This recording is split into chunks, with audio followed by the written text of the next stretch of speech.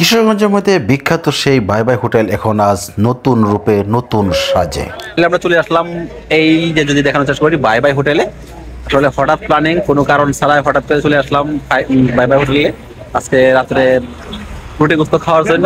আর এই রুটি গোস্তটা যদি কিনা আমরা বলতে চাই তাহলে এগুলো আশিক ভাই, হারুন ভাই আমাদেরকে দিল। আসলে খুবই একটা সুন্দর মুহূর্ত আমরা পার করলাম। আর এই সুন্দর মুহূর্তটাকে স্মৃতির পার রাখতে আজকের এই আয়োজন।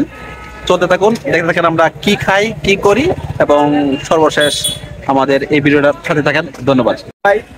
দেখতেই পাচ্ছেন কি পরিমাণ মোটরসাইকেলের সমাহার। প্রতিদিন এখানে দূর দূরান্ত থেকে চলে আসেন সেই গুস্ত রুটির স্বাদ গ্রহণ করতে। আজ আমরাও চলে আসলাম সেই গুস্ত রুটির টানে। আগের বাই বাই হোটেল আর বর্তমান বাই বাই হোটেলের মধ্যে অনেক তফাৎ। এখন অনেকটাই সাজুগুজুভাবে রয়েছে নানান সুযোগ সুবিধা। সবচেয়ে মজার বিষয় হলো এখানে প্রতিদিন টাটকা গোস্ত এবং ফ্রিজিং ছাড়া, এবং প্রতিদিনের গোস্ত প্রতিদিন এবং অনেকটা পরিপাটিভাবেই পরিবেশন করা হয়। গোস্তের পাতিলটা দেখেই অনেকটা লোভনীয় লাগতেছে, মনে হইতেছিল কখন আমাদের সামনে খাবারটা চলে আসবে। আগে কিন্তু টেবিলগুলা অনেক গাদাগাদি বা খুব চাপাচাপিভাবে ছিল, বর্তমানে কিন্তু খুব সুবিন্যস্তভাবে রয়েছে। আমরা সবাই কিন্তু খাবারের অপেক্ষায় ছিলাম এবং অনেকটা আগ্রহের সাথে বসেছিলাম কখন খাবার পরিবেশন করা হবে। ফাইনালি কিন্তু আমরা অনেকটা ছবি শ্যুট নিতেছিলাম, একটু ভিডিও করতেছিলাম। আসলে এক জায়গায় গেলাম, আসলে কলিজার বাইরেকে নিয়ে গেলাম, যদি একসাথে একটু ছবি না তোলা হয় তাহলে কেমন হয় না।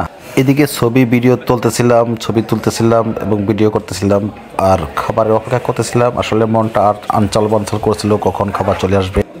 ফাইনালি আমাদের সামনে খাবার পরিবেশন করা শুরু হয়ে গেছে। দেখতে পাইতেছেন পরোটা, এপাশে সালাদ। তবে একটা কথা বলি, এখানে এই রেস্টুরেন্টে প্রায় সময় এখানে আমরা শসা জাতীয় কিছু পাই না। শসা, টমেটো, গাজর ওইগুলো কিছু দেয় না, চাইতে গেলেই বলে নেই। আসলে এই জিনিসটা খুবই দুঃখজনক। আসলে গোস্ত খাবো, সাথে সালাদ থাকবে না, তা আসলে একদম কল্পনার বাইরে, কল্পনাই করা যায় না। সালাদ ব্যতীত গোস্ত। সব অপেক্ষা শেষে খাবার শুরু করে দিলাম। আসলে গোস্তের স্বাদের সাথে মুখরিত হয়ে উঠলাম।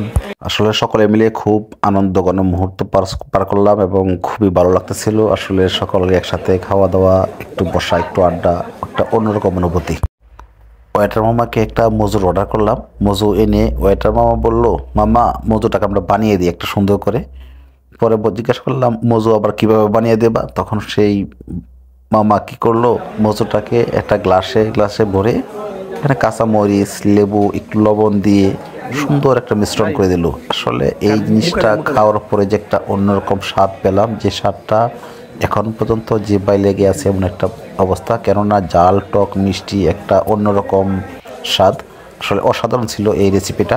সকলে কিন্তু এই রেসিপির প্রতি একটা ক্রাশ খেয়ে গেলাম, প্রেমে পড়ে গেলাম। অসাধারণ স্বাদ।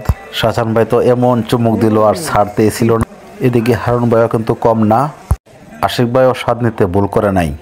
আচ্ছা, এদিকে তো দামটাই বলা হলো না। এখানে প্রতি প্লেট গোস্ত 120 টাকা আর প্রতি রুটি 10 টাকা করে। আর আমি যেহেতু একটু কড়া ভাজা রুটি পছন্দ করি, তাই মামাকে বললাম, মামা একটু কড়া করে রুটি ভেজে দাও। আমরা দুই ভাই, আমাদের অনেক দিনের স্বপ্ন ছিল আমার স্যার এবং আমার ডিলারকে আমরা কিছু পার্টি গিফট করবো। আমাদের মনে আশা পূরণ হলো। আপনার কাছে দোয়া চাই যাতে আমরা সবসময় আমার স্যার এবং ডিলারদেরকে নিয়ে এরকম পার্টি করতে পারি রাত 10টার দিকে। সবাই আমাদের জন্য দোয়া করবে।